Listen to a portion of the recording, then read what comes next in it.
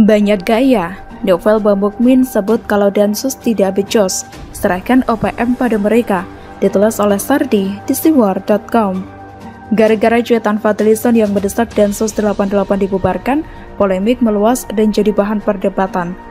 Ini belum menghitung berapa banyak kelompok garis keras yang menganggap serius ucapan dari Fadlizon ini. Dia dianggap memberikan angin segar kepada mereka. Nah, cuitan Fadlizon ini menjadi topik debat dalam acara Catatan Demokrasi TV One dengan tema Densus 88 dituding Islamofobia.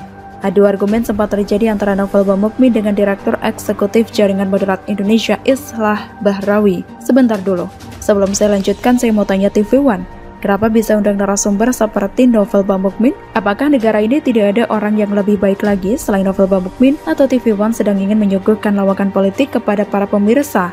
Siapapun tahu, Novel Bamukmin ini orang yang tidak berlogika dalam berbicara.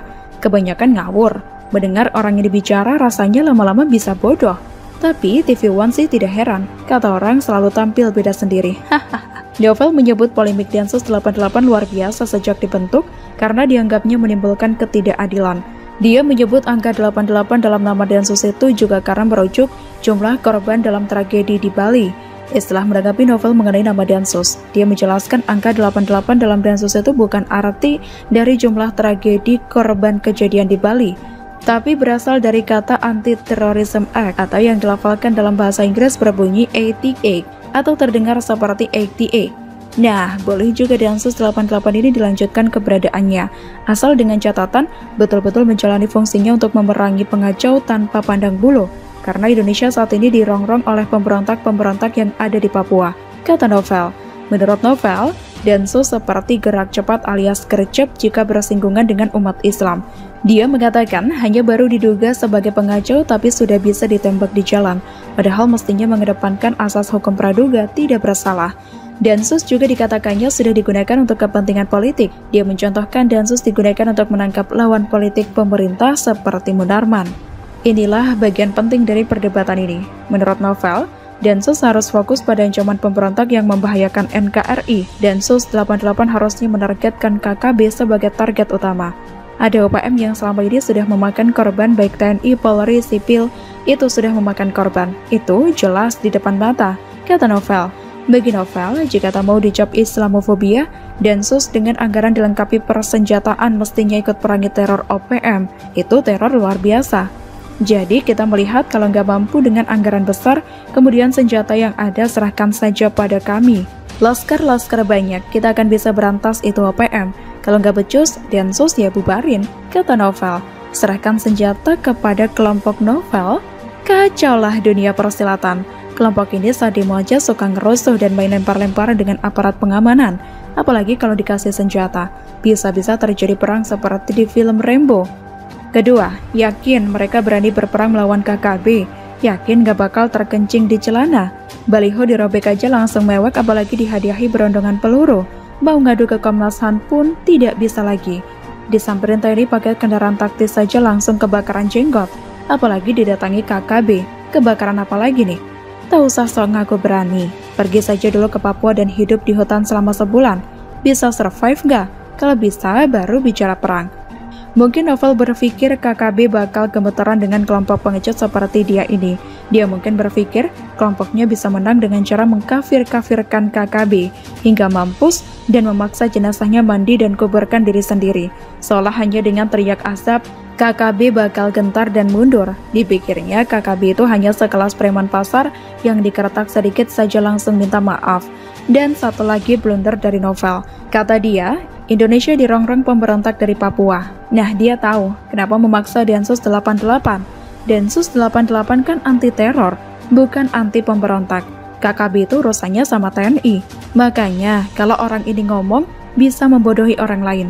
Kualitas pikirannya sudah bisa ditakar. Limited. Bagaimana menurut Anda? Keren. RI resmi punya smelter terbesar di dunia dan hasilkan 35 ton emas per tahun. Ditulis oleh Niha Alif di siwar.com. Jokowi memang presiden legenda dan tak ada duanya. Indonesia seakan mendapat durian runtuh di era kepemimpinannya. Satu persatu hal mustahil justru diwujudkan. Mereka yang dulu berkuasa ia buat takluk dengan aturan mematikan. Salah satunya permintaan pembangunan smelter yang selalu menuai keberatan dari pemilik perusahaan tambang. Kini bidikannya ke Freeport mulai membuahkan hasil. Beritanya akan ada 1,7 ton cadangan mineral yang diolah dan setara 600.000 truk. Smelter sendiri berasal dari bahasa Inggris yakni smelting, artinya peleburan. Dalam artian luas, smelter berarti fasilitas peleburan tambang yang kemudian diolah menjadi mineral murni yang memiliki nilai tambah tinggi. Sejak tahun kemarin, Jokowi telah melarang ekspor nikel mentah di Eropa karena yakin kita bisa mengolah di negeri sendiri. Hal ini diwujudkan dengan kerjasama RI dan China untuk pengolahan nikel di Sulawesi dan kini disusul oleh PT Freeport. Hal yang sebelumnya dinilai mustahil karena nilai investasi smelter yang sangat besar. Seperti diberitakan oleh Detik.com, Ketua Asosiasi Pertambangan Indonesia Martiono Hadianto mengatakan, di antara 5 komoditi yang sudah dilakukan kajian, pasir besi kesimpulannya ekonomis, nikel dan alumina layak secara ekonomi tapi butuh 2 syarat, sedangkan timbal, seng, dan tembaga tidak. Besi untuk dijadikan sponge iron dibutuhkan dana investasi untuk membangun pabrik smelternya sebesar 132 miliar US dollar. Sedangkan besi dijadikan pink iron dibutuhkan investasi sebesar 165 miliar US dollar, ucapnya. Sedangkan nikel dan alumina layak secara ekonomi namun membutuhkan 2 hal strategis. Pertama adalah pasokan listrik yang mencukup dan murah, karena satu smelter nikel butuh listrik 150 hingga 300 MW, sedangkan untuk smelter alumina membutuhkan listrik 156 MW. Kemudian investasi untuk smelter nikel menjadi ferronikel mencapai 972 miliar US dollar atau setara dengan 9 triliun rupiah. Sedangkan untuk mengolah nikel menjadi HPAL dibutuhkan investasi 1.160 miliar US dollar. Sedangkan untuk mengolah alumina menjadi smelter grade alumina dibutuhkan investasi sebesar 1.662 miliar US dollar, ungkapnya. Nilai investasi yang sangat besar tersebut membuat perusahaan tambang sulit mengembangkan smelter. Tentunya tidak mungkin dari satu institusi, harus konsorsium. Nah, konsorsiumnya dalam negeri apa luar negeri? Kalau dalam negeri pakai rupiah dengan bunga tinggi, kalau luar negeri pakai dolar dengan bunga lebih kecil, ucapnya. Apalagi faktanya dari beberapa informasi, belum ada satupun investor smelter yang bisa selesaikan pembangunan pabriknya pada 2014. Kalaupun mengandalkan smelter di Gresik, mereka harus tambah kapasitas hingga 600.000 ton, dan itu membutuhkan dana investasi sebesar 3,6 hingga 6 miliar US dollar, tegasnya. Akhirnya keraguan akan visi misi Jokowi menjawab 6 tahun kemudian. Dirinya kini secara resmi menyaksikan groundbreaking pembangunan terbesar dunia di Gresik yang dikelola oleh PT Freeport, seperti dilansir dari cnbcindonesia.com. Presiden Joko Widodo pada hari ini menyaksikan groundbreaking pembangunan smelter PT Freeport Indonesia di kawasan ekonomi khusus atau KEK Gresik, Jawa Timur. Berbicara dalam peresmian, Jokowi menegaskan fasilitas pengolahan dan pemurnian konsentrat itu akan menjadi salah satu pabrik smelter terbesar di dunia. Kita mendapatkan laporan bahwa smelter yang akan dibangun ini dengan desain single line terbesar di dunia, kata Jokowi pada Selasa 12 Oktober 2021. Pabrik ini, kata Jokowi, telah rampung dapat mengolah 1,7 juta ton konsentrat tembaga dan 480.000 logam tembaga. Jokowi mengaku tak bisa membayangkan saat pabrik ini rampung. Bayangkan 1,7 juta ton kalau dinaikkan truk yang kecil itu. Biasanya bisa angkut 3 hingga 4 ton. Jadi berapa truk yang akan berjajar di sini? Kalau 3 ton satu truk kecil berarti ada 600.000 truk berjajar di sini. Ini gede sekali.